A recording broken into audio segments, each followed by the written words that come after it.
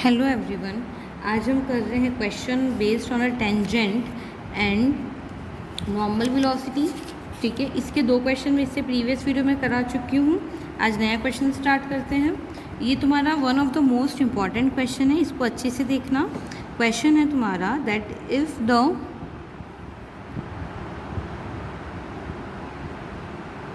Tangential and a normal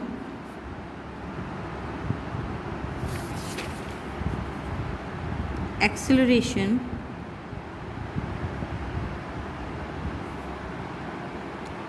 of a particle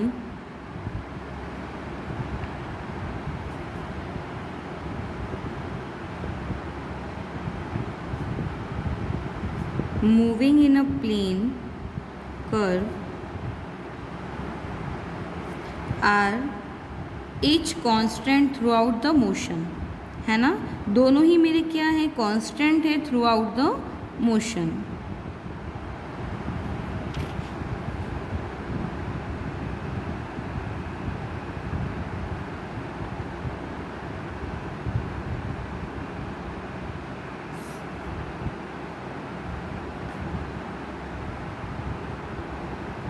हमें prove करना है that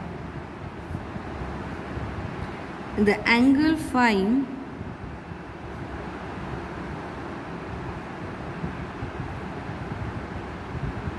through which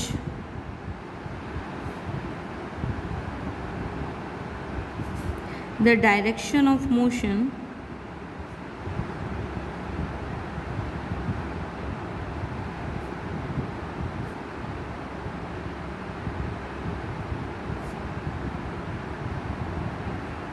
turns in a time t is given by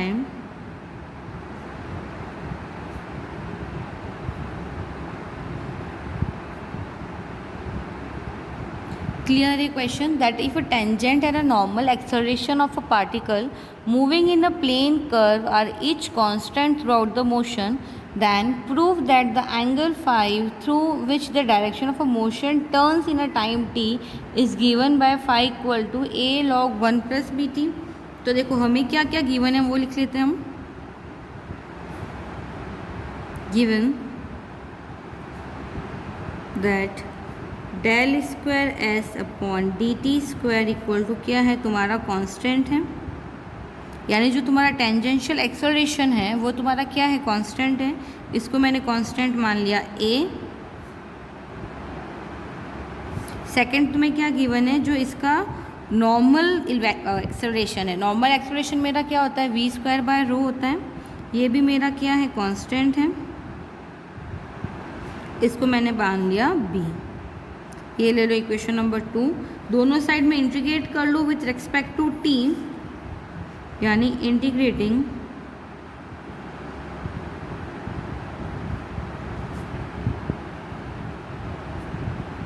both side of equation number 1 with respect to t. Integrate कर लो तो ये मेरा क्या हो जाएगा, d s by d t, और ए का इंटीग्रेशन टी के रेस्पेक्ट में ए टी प्लस सी, जहाँ पे सी मेरा क्या है, कांस्टेंट ऑफ इंटीग्रेशन होगा। वेयर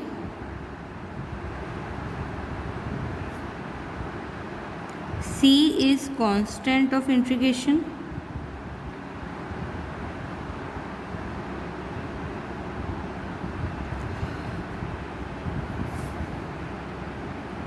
इसकी वैल्यू मेरी क्या हो जाएगी, s equal to a t plus C.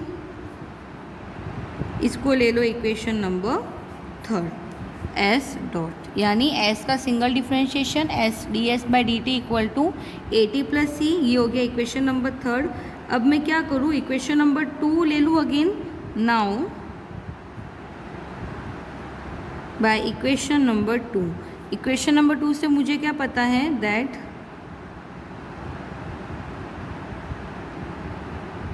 Del dot square by rho equal to b होगा। कैसे आया, तुम्हारा एस डॉट क्या हो जाता है, d s by d T. ठीक है, और D s by d T को तुम क्या लिख सकते हो, वी लिख सकते हो। ठीक है। तो ये मेरा क्या हो जाएगा, वी स्क्वायर को मैं क्या लिख सकती हूँ, एस डॉट स्क्वायर, तो ये हो गया s dot square by rho equal to b. अब हम रो को क्या लिख सकते हैं, देखो एक डी एस डॉट तो मैंने लिख दिया, एक डी एस डॉट मैंने खोल के लिख दिया, तो ये मेरा हो जाएगा d s by d t upon rho को हम पता है क्या लिख सकते हैं, d s by d phi लिख सकते हैं इक्वल टू बी।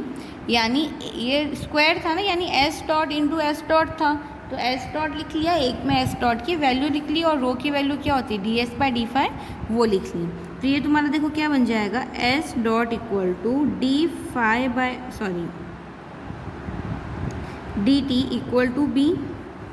अब एस डॉट की वैल्यू तुम्हें ऑलरेडी इक्वेशन नंबर 3 से पता है क्या है, ए टी प्लस सी, तो वो रख लो। तो ये तुम्हारा हो जाएगा a t plus c d phi by d t equal to b. यहाँ से डी फाई की वैल्यू क्या मिल जाएगी तुम्हें, ये हो जाएगा b upon a t plus c और डी टी। दोनों साइड इसमें इंटीग्रेट कर लूँ, इसको इंटीग्रेट करने पर तुम्हें मिल जाएगा ऑन इंटीग्रेटिंग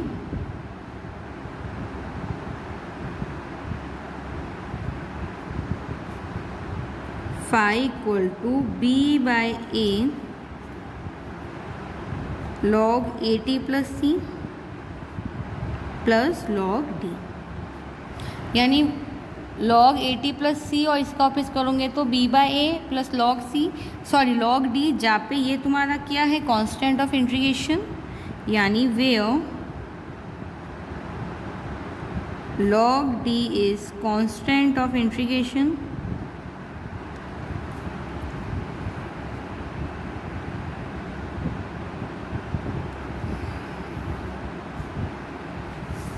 अगर हम करें, एक कंडीशन लगा लूँ मैं इस कांस्टेंट की वैल्यू निकालने के लिए, तो लिख लो if we choose phi equal to zero ले लूँ, कब, टी इक्वल टू ज़ीरो पे। ये मैंने कंडीशन लगाई है, when t equal to zero phi equal to zero हो जाएगा, उस केस में तुम्हारा देखो ये तो तुम्हारा ज़ीरो हो गया, ये तुम्हारा हो जाएगा b by a log t की वैल्यू ज़ीरो है, यानी log c plus log d. यहाँ से मुझे लॉग डी की वैल्यू क्या मिल जाएगी, minus b upon a log सी। यानी अब इस लॉग डी की जगह पे मैं क्या लिख सकती हूँ, minus b upon a log सी लिख सकती हूँ।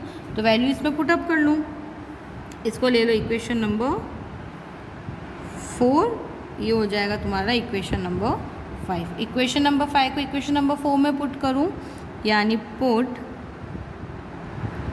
Equation number 5 in equation number 4, तो ये तुम्हारा हो जाएगा phi equal to b upon a log a t plus c minus b upon a log c. ये तुम्हारा हो जाएगा बी अपॉन ए, कॉमन ले लो तो ये हो जाएगा log a t plus c minus log c. Log m minus n क्या हो जाता है, लॉग एम अपॉन एन, तो ये हो जाएगा log a t plus c upon c. यानी इसको तुम अब क्या लिख सकते हो,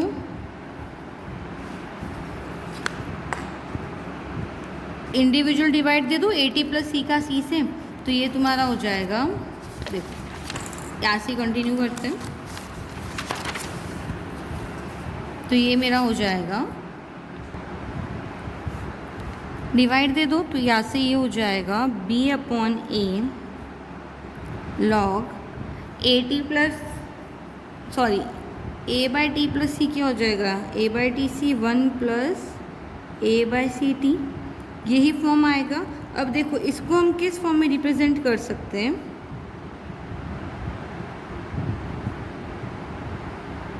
can be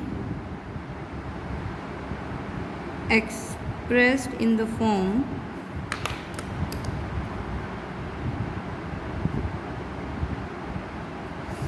phi equal to, इसको देखो हम ऐसे रिप्रेजेंट कर सकते हैं ना, a log 1 plus b t. इस पूरे को मैंने कांस्टेंट मान लिया ए, और ए बाय सी को मैंने कांस्टेंट मान लिया बी, तो इसको मैं किस फॉर्म में रिप्रेजेंट कर सकती हूँ, a log 1 plus b t, where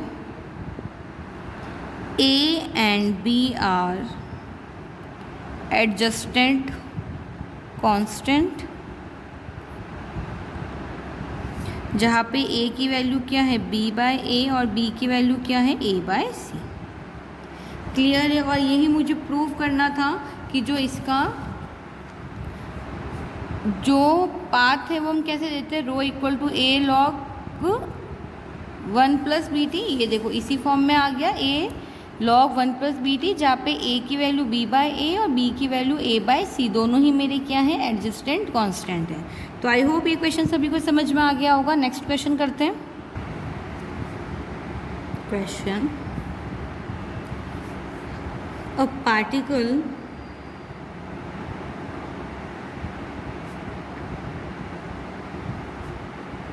moves in the curve y equal to a log sec x by a in such a way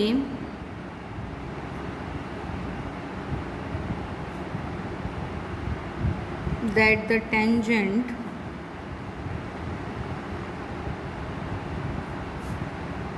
to the curve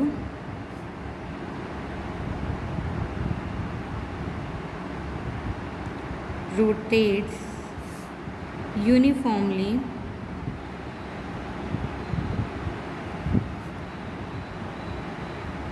क्या गिवन है मुझे कि यह पार्टिकल मूव कर रहा है कर्व में, कर्व गिवन है y equal to a log sec x by a, ठीक है। इस तरीके से कि जो टेंजेंट ऑफ अ कर्व है वो क्या करेगा, यूनिफॉर्मली रोटेट करेगा। हमें प्रूव करना है, we need to prove that the resultant acceleration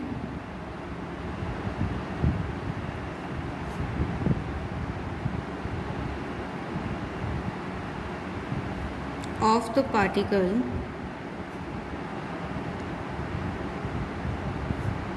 varies as the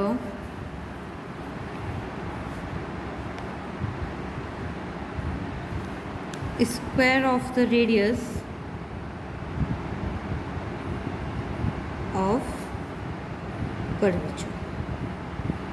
हमें बताना है कि जो इसका रिजल्टेंट एक्सेलरेशन है वो क्या करेगा, वेरी करेगा by the square of radius of curvature, यानी रो के स्क्वायर से ये वेरी करेगा। रेडियस ऑफ कर्वेचर यानी रो के स्क्वायर से ये वेरी करेगा, यही मुझे प्रूव करना है। तो देखो जो हमें गिवन है पहले वो लिख लेते हैं। Given the equation of a curve,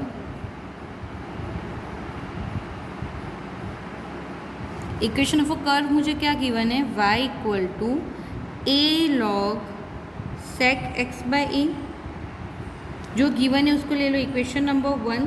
अच्छा मुझे ये भी गिवन है कि जो इसका टेंजेंट, एक सेकेंड, हाँ गिवन है मुझे कि जो इसका d phi by d t है वो मेरा क्या है, कांस्टेंट है, ठीक है। तो इसको मैंने कोई भी कांस्टेंट मान लिया के, इसको ले लो इक्वेशन नंबर 2। अब मैं क्या करूँ, इक्वेशन नंबर 1 को x के रिस्पेक्ट में डिफ्रेंशिएट कर लूँ, यानी differentiate equation number 1 with respect to x। तो ये मेरा हो जाएगा dy by d x equal to a sec x by a, और लॉग सेक का नीचे पहले सेक एक्स बाई ए आ जाएगा, फिर इसका इंटीग्रेट करेंगे, सॉरी डिफ्रेंशिएशन करेंगे तो हो जाएगा a sec x by a, और sec x बाई का करेंगे वापस tan x बाई ए, और x बाई ए का करेंगे तो 1/a। क्लियर है, यही इसका डिफ्रेंशिएशन हो जाएगा। देखो लॉग वाला है तो sec x बाई ए नीचे आ जाएगा, फिर a log sec x और tan x बाई ए, ये तुम्हारा sec x बाई ए का डिफ्रेंशिएशन हो जाता है, sec x by a tan x by a, वापस इसका डिफ्रेंशिएशन करेंगे x बाई ए का, तो ये मेरा आ जाएगा 1/a। अच्छा देखो sec x बाई ए से sec x by A cut गया, a से a कट गया, यानी dy बाई डी एक्स की वैल्यू मेरे पास क्या आ जाएगी, tan x बाई ए, ठीक है। लेकिन हमें तो पता है ना कि tan y by, sorry but we already no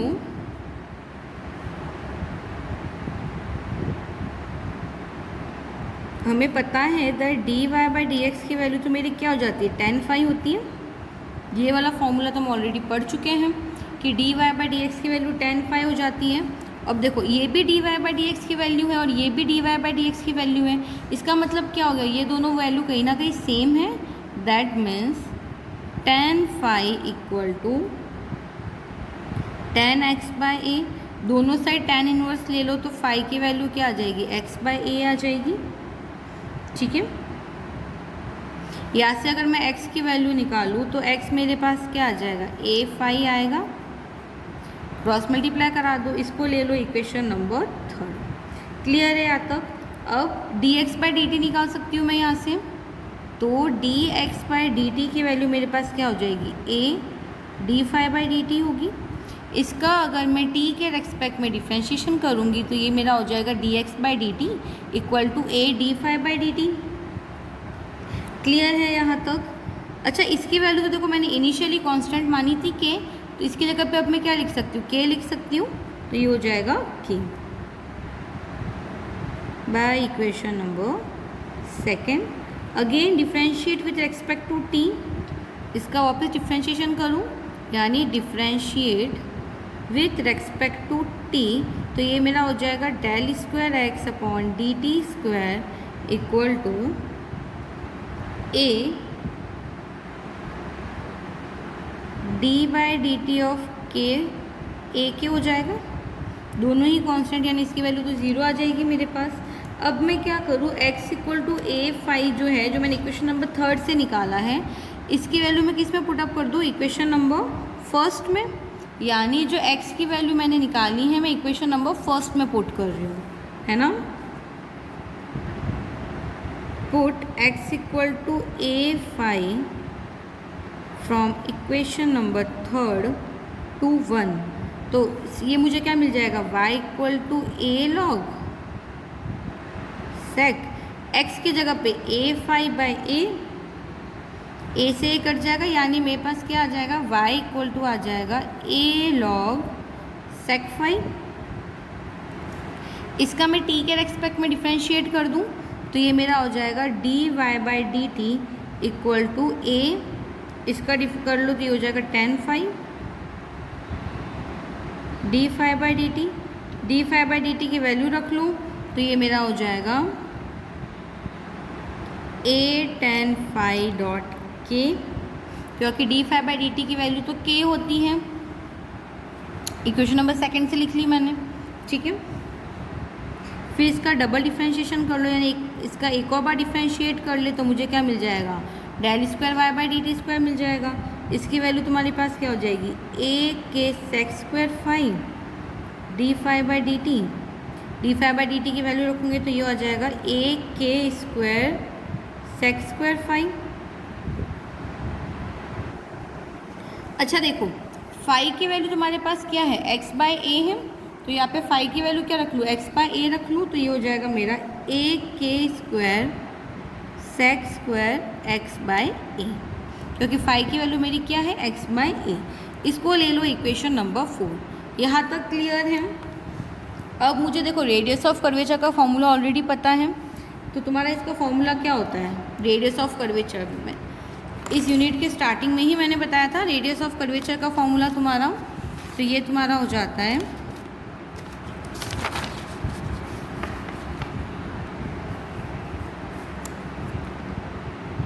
अगर रो क्या है, रेडियस ऑफ कर्वेचर,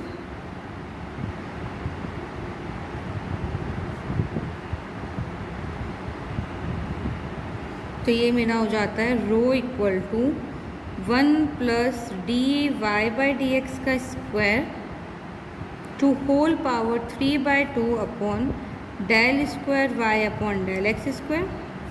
देखो d y by d x की वैल्यू मैंने निकाली थी अभी, del square y by del x square की वैल्यू भी निकाली है, सारी वैल्यूज इसमें पुट कर लो तो ये मेरा हो जाएगा 1 plus tan square x by a to whole power 3/2 by 1 upon a sec square phi by a. देखो 1 अपॉन tan स्क्वायर थीटा क्या होता है, सेक स्क्वायर थीटा होता है। सेक स्क्वायर, अच्छा लिख ही लो, 1 प्लस टेन स्क्वायर थीटा तुम्हारा क्या हो जाएगा, सेक स्क्वायर थीटा, यानी sec square x by a to whole power 3/2 upon 1 upon a sec square x by a x है ना। 2 से 2 कट जाएगा, इसकी पावर क्यूब आ जाएगी, एक कैंसिल हो जाएगा, यानी क्या बचेगा, सिर्फ ए सेक स्क्वायर पावर 3d और 2 माइनस हो जाएगा, यानी 1 बचेगा, सेक एक्स बाय ए। इसको ले लो इक्वेशन नंबर 5। अब मुझे क्वेश्चन के अकॉर्डिंग क्या बताना था कि जो रिजल्टेंट एक्सेलरेशन है मेरा, उसकी वैल्यू वेरी करेगी ऐसे square of radius of curvature, यानी रिजल्टेंट एक्सेलरेशन निकाल दूँ तो तुम्हारा रिजल्टेंट एक्सेलरेशन हो जाता है √x double dot square plus y double dot square. तो इसकी वैल्यू देखो क्या हो जाएगी मेरे पास, del square x upon d t square की वैल्यू तो 0 आई थी मेरे पास बाय इक्वेशन नंबर शायद थर्ड के बाद वाली थी, है ना, एक बार चेक कर लेना। और del square y by d t square की वैल्यू मैंने अभी अभी निकाली थी, ये क्या था मेरा, ए के square sec square 5 x by a. चलो इसका अब मैं क्या करूं, चलो रिजल्टेंट स्क्वायर निकाल रहे हैं, ये हो जाएगा तुम्हारा के स्क्वायर, वैल्यूज रख लो। तो ये देखो ए सेक एक्स बाई ए के स्क्वायर, इधर से क्या करूँ मैं, सेक एक्स बाई ए की वैल्यू निकाल लूँ तो ये क्या हो जाएगी, रो अपॉन ए, यानी रो स्क्वायर अपॉन ए स्क्वायर आ जाएगी, यानी के स्क्वायर रो स्क्वायर अपॉन ए बचेगा। यानी जो रिजल्टेंट एक्सेलरेशन है तुम्हारा, उसकी वैल्यू क्या आ जाएगी मेरे पास, ये इसका स्क्वायर चल रहा है, वाई डॉट का स्क्वायर है ना, इसका स्क्वायर करूँगी, अंडर रूट से बाहर निकालूंगी तो क्या बचेगा, के स्क्वायर रो स्क्वायर अपॉन ए। यानी जो मेरा रिजल्टेंट एक्सेलरेशन है, जिसको मैं किससे डिनोट कर दूँ, एफ से डिनोट कर दूँ, तो जो रिजल्टेंट एक्सेलरेशन है वो देखो क्या कर रहा है, वो वेरी कर रहा है ऐसे रो स्क्वायर। क्यों, बिकॉज के स्क्वायर अपॉन ए तो तुम्हारा क्या है, कांस्टेंट है। इसका मतलब क्या हो जाएगा, जो तुम्हारा रिजल्टेंट एक्सेलरेशन है वो वेरी कर रहा है एज अ रो स्क्वायर, ठीक है। अंडर रूट से बाहर निकालूंगी तो यही टर्म आएगा, यानी ये तो तुम्हारा पूरा कांस्टेंट हो गया। जो रिजल्टेंट एक्सेलरेशन है वो वेरी कर रहा है बाय अ रो स्क्वायर, और यही मुझे क्वेश्चन के अकॉर्डिंग प्रूव करना था कि जो मेरा रिजल्टेंट एक्सेलरेशन है वो वेरी करेगा as a square of radius of curvature. So I hope ये क्वेश्चन सभी को समझ में आ गया होगा। कुछ क्वेश्चंस और रह गए, वो मैं इसके नेक्स्ट पार्ट में करूँगी। Thank you so much.